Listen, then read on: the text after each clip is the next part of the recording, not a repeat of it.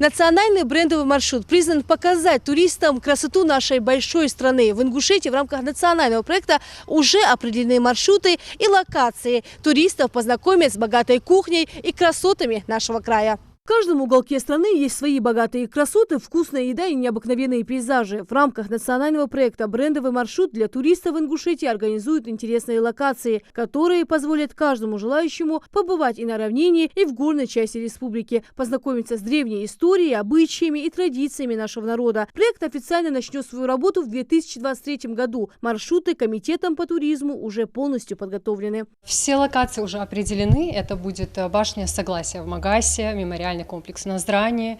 2 дня это будет на равнинной части, далее в Джейрах уже трансфер. Там Асинское ущелье, Таргимская котловина, Тхаба-Ерды, храм и остальные объекты. В принципе, туристам скучать не придется, сопровождение на всех этапах, питаться они будут самыми вкусными блюдами, национальной кухни, соответственно. Также будут мастер-классы, спектакли, мастер-классы от войлочной студии «Истинг». То есть можно будет посмотреть, как валяют шерсть. Это, как известно, древнее ингушское ремесло, искусство.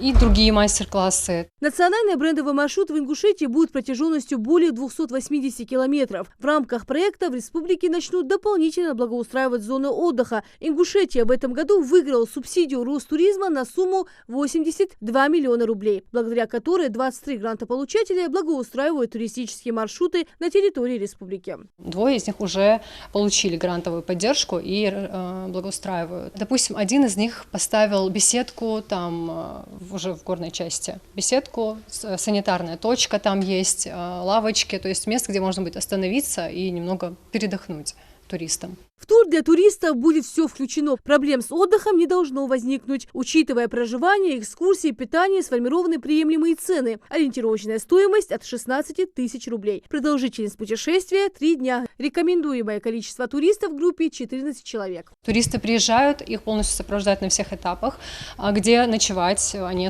будут останавливаться в отелях. Любые какие-то их вопросы, все это будет решаться на месте. На сегодняшний день в Ингушетии действует 35 маршрутов. Самые посещаемые пролегают в Джейрахско-Асинском историко-архитектурном и природном музее-заповеднике, где множество памятников истории и культуры. Проект «Национальный брендовый маршрут» поможет не только увеличить красоты и количество туристов, а также принесет доход в региональный бюджет, создаст новые рабочие места и не только. Лина Сычева, Ахмед Горбаков, Новости 24.